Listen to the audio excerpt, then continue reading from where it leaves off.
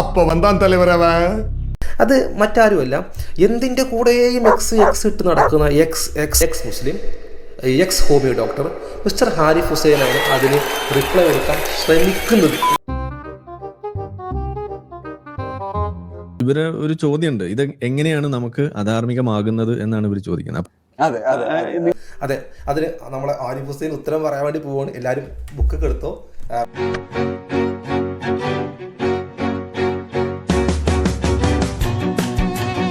നമ്മളിത് അധാർമികമാണ് നമ്മൾ പറയുന്നു എന്നവർക്ക് അറിയാം.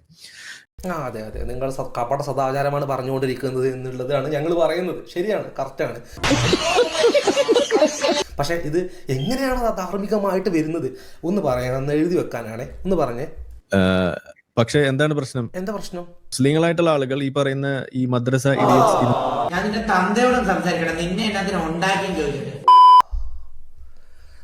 സാധനം വന്ന് ഞാനിങ്ങനെ ആലോചിച്ചുകൊണ്ടിരിക്കുകയായിരുന്നു. വീഡിയോ തുടങ്ങിയിട്ട് ഞാൻ ഈ റെക്കോർഡ് ഇട്ടിട്ട് ഏകദേശം 41 സെക്കൻഡായി. ഇതിനിടയിലൊന്നും വന്നില്ലല്ലോ ഈ പറഞ്ഞ ഒരു അവഹേളന എന്നുള്ളത്. അത് ശരിക്കും തെറ്റാണെന്നും അതല്ല യഥാർത്ഥത്തിൽ ധാർമ്മികത എന്ന് നമ്മൾ പറയുന്നു. പകരം നമ്മൾ പറയുന്നതാണ് ധാർമ്മികം എന്ന് നമ്മൾ പറയുമ്പോൾ അത് ശരിക്കും തെറ്റാണെന്നും അതല്ല യഥാർത്ഥത്തിൽ ധാർമ്മികത എന്ന് നമ്മൾ പറയുന്നു. പകരം നമ്മൾ പറയുന്നതാണ് ധാർമ്മികം എന്ന് നമ്മൾ പറയുമ്പോൾ അപ്പോ എന്റെ ചോദ്യം ഇതാണ്, ആരാണ് ഞാൻ? ഒറ്റവാക്കി പറഞ്ഞാൽ എങ്ങനെ ധാർമ്മികമാവുന്നു? ഒറ്റ വാക്കിലുള്ള ഉത്തരം പറയാൻ വേണ്ടി പോകണം. ഒറ്റ വാക്കിൽ ഉത്തരം പറയാൻ പോകണം. അപ്പൊ നമ്മൾ ഇതിനെ മനസ്സിലാക്കുന്നത് ഒരു ആധുനിക ഒരു മനുഷ്യ സമൂഹം മുന്നോട്ട് വരുമ്പോൾ നമ്മൾ ആർജിച്ചെടുക്കുന്ന ഒരു ഗുണമാണ് ഈ പറയുന്ന ധാർമ്മിക ഗുണങ്ങൾ എന്ന് പറയുന്നത്. എന്ന് വെച്ചാൽ ധാർമ്മികമായിട്ട് കാര്യങ്ങൾ കാണാൻ ശ്രമിക്കുന്നു, അതിന്റെ ഭാഗമായിട്ട് പലതും നമ്മൾ തള്ളുന്നു. മതത്തിന്റെ ഒക്കെ അടിസ്ഥാനത്തിൽ നിൽക്കുന്ന പല തെറ്റായ കാര്യങ്ങൾ തള്ളിയിട്ടാണ്. മനസ്സിലായില്ല.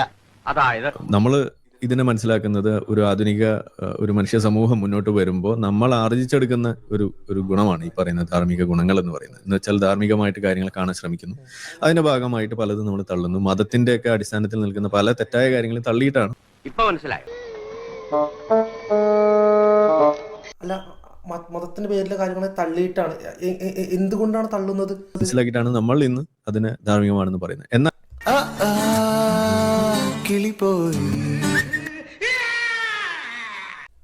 ഇത് ഞാൻ എവിടെ കേട്ടിട്ടുണ്ടല്ലോ. ആ അന്താരാഷ്ട്ര വിപണിയിലെ കുറവിന്റെ ഒരംശമാണ് കൂട്ടുന്നത്. കുറെ വെടി പുക, അല്ലാതെ ഇവൻ ഉത്തരം പറഞ്ഞ എന്നിട്ട് ഇങ്ങനെ കഥ പറയും. അപ്പൊ ചേച്ചി ഇങ്ങനെ ആടുകയാണ് തല.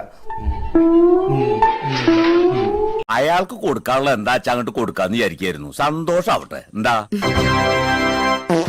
സംശയമൊന്നുമില്ലല്ലോ അല്ലേ?